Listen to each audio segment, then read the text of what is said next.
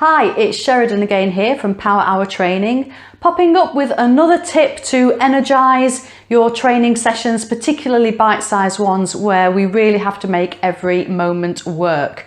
And today what I've got to show you is one of these.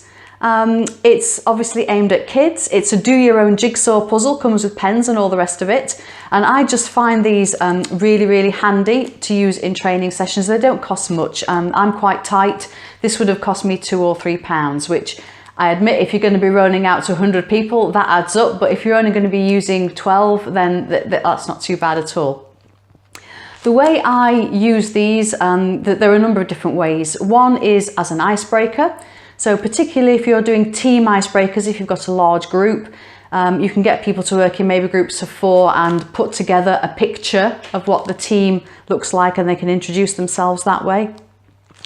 You can use it as a summary, which is a really good way of summarising, particularly at the end of a programme. If you want people to reflect on everything that they have learned and maybe build a picture, all the pieces that they want to pull together to improve in their current role or stretch themselves in the next. And the other way that it can be used is if you pre-populate this yourself. So if you're looking at something like John Adair's Action-Centered Leadership, for example, you can fill one jigsaw with words and characteristics of someone who is being very task-orientated.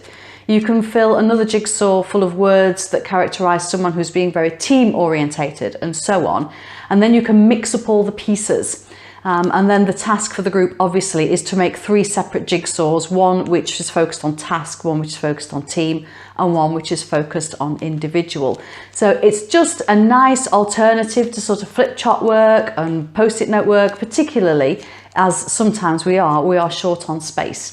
So there's another bite-sized idea for you. Build your own jigsaws.